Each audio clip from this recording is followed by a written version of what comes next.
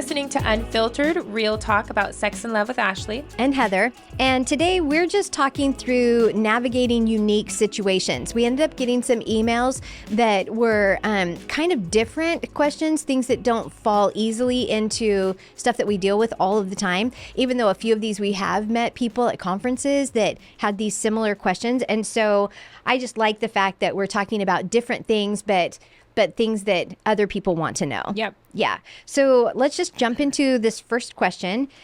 She says, I'm in a Betrayal and Beyond group, and it's been great for healing. But my question is, where do I fit in as the girlfriend? How do I approach a safety action plan when I'm not a spouse and don't really know about relapses or anything in that space? Which, I think it's great that she is in a group and that even though they're not married, that they are, because I think if I remember right, he's in Seven Pillars, she is in Betrayal and Beyond, and they're working through all of this, before getting married, which is so great. And it's such a great place to be.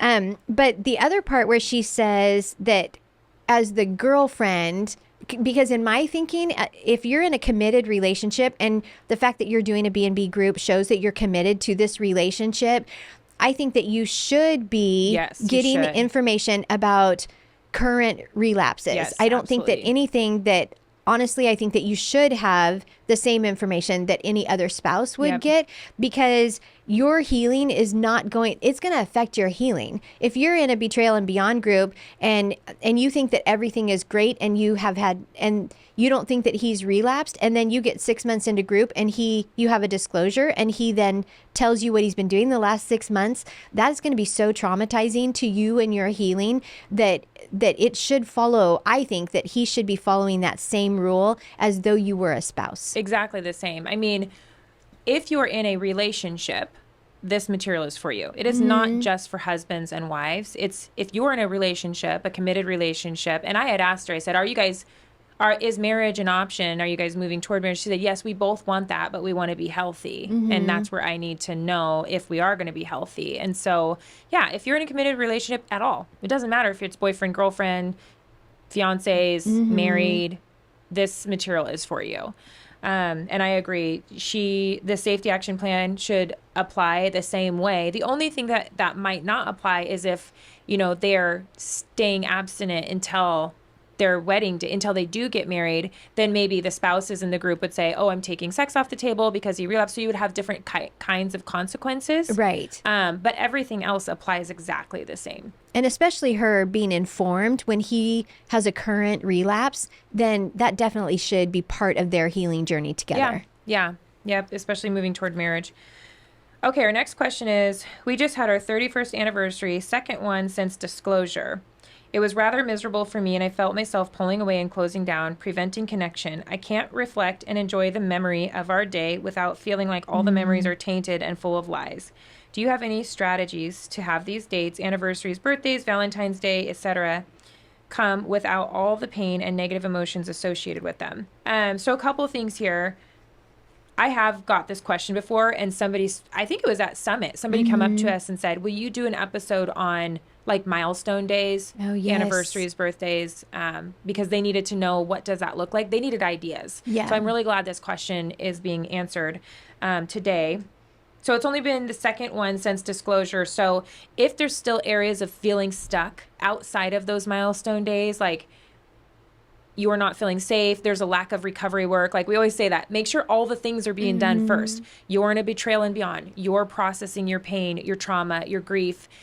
He's in a 7 Pillars and then Compassionate Warrior. He's going through all the steps to make phone calls, be connected, have accountability, do the recovery work, possibly a counselor if there's any areas. So if it's just these milestone days where there's these feelings of triggers and feeling disconnected, that's one thing. If you're always feeling that way and then they're just heightened on these days, then it sounds like there's actually just more work all around to do. So with that out of the way, I would suggest that you reinvent what these look like. I have personally experienced this because there was one of our anniversaries where John was hiding and lying and relapsing, and I didn't find out until 2 weeks later. And so then I'm like, why? So that whole anniversary was just fake. Like our whole celebration was fake. And it is. It's like it's hard when you're celebrating 15, 17, 31 years of marriage and you're only 2 years into knowing that the whole thing possibly could have been full of Right. deception.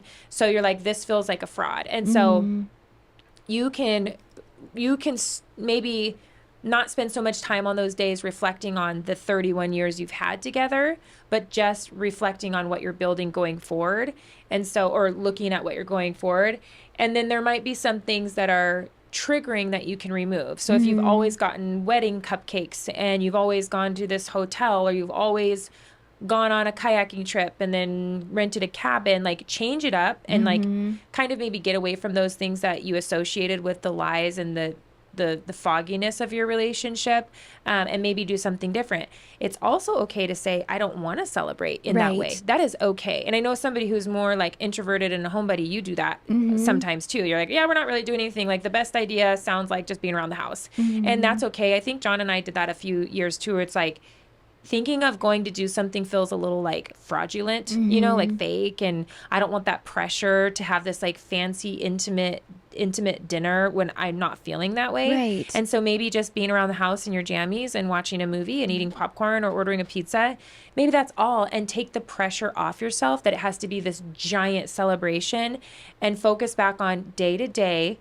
How can you make little small connections and feel safe with each other? And eventually you're going to hit this moment where you're like, we are really enjoying each other's company again. And that's okay. It does not have to, if you don't want to celebrate Valentine's Day, you don't have to. Yeah. If you want to celebrate Valentine's Day with tacos instead of chocolate, you can do that. If you want to not reflect on the last 31 years of your marriage and you just want to say, let's go to this favorite taco place and let's have a good day of connecting or go watch a movie together, that's okay. It's going to take time. And the whole thing about reimagining, for me and Michael, we had bad experiences in our first marriage. And so it kind of, in a lot of ways, it ruined this kind of celebration for us anyway. And so we have our entire marriage redefined what all of these things look like. But it had to come with some boundaries. You know, it had to, like, I don't ever want roses. I don't ever want red roses, because in my previous marriage that was just damage control, you know. And so but if he wants to buy me flowers, which he does a lot, I want something that's just like a mixed bouquet or wildflowers or something else. Tropical candles. Exactly, something like that. But still, and for him, same thing. It's like he would go to so much work on all the holidays and buy all the things, and it was never enough. And so he is equally triggered. And so then we got the opportunity to say, okay, what do we want this to look like? What can it look like for us so that neither of us are triggered, but we still get to have fun together? And so that's what we have done. And it's okay. And it's better. I mean, it's so much better because we've decided what it's going to look like, not anybody else deciding for us what it's going to look like. Yeah, and that's such a good point, because I mean, in general, these holidays are very commercialized anyways, and we think it's supposed to look like how it's supposed to look on Hallmark. Right. You know, and that's not always the case anyways. And so there's been years where we didn't buy each other gifts, but we bought bikes and we went on a bike ride, or we bought kayaks and we went kayaking, or we did nothing. And it even makes me think of my little guy, because he's about to turn 13. And I was on a walk with my husband the other day and saying, oh, I want to go down to the store and get him a bunch of like golden balloons because it's his golden birthday, and bring him to school. And John, knowing that our little guy has all these social anxiety things and does not like the attention to be, like, it's so triggering for him. I mean, for those of you who have heard about Waylon growing up, he was homeschooled because of these issues, these social anxiety issues. And John was like, is he going to want that? I said, no, I specifically asked him in a joking way, like, hey, you want me to deliver some balloons to your school? And he says, I want a candy bouquet. Aww. And so John is like, I'm really surprised. I was like, I was too, but I keep, you know, he's back in school because he wants to. And then I was like, let me just ask again, because I know he's told me no in the past, but I know, like, if I can just enter into these moments where he's willing to have like a new and different experience and it be positive, like immersion therapy, I want to like just try a little bit, you know, so just tiptoe. So I won't be over the top. I'll get him like probably one golden balloon and like a little thing, but it's the same with anniversaries. Like that would have been off the table for years with Waylon to have any kind of attention like that. Holidays can be triggering, and you can change something or just say, okay, we're not going to do that. It causes anxiety. Let's not do it. Yeah. And then 5 years down the road, you may be willing to do it again. And that's okay. Yeah. Okay, so our last question is, can a marriage be healed and restored if both spouses are not doing a Pure Desire group? My husband is doing SA, Sexaholics Anonymous, and I'm in Betrayal and Beyond. It would be nice to be doing something that has similar language and would help him understand my betrayal trauma better. Do I need to let it go and realize we will be working on our recovery healing with different resources?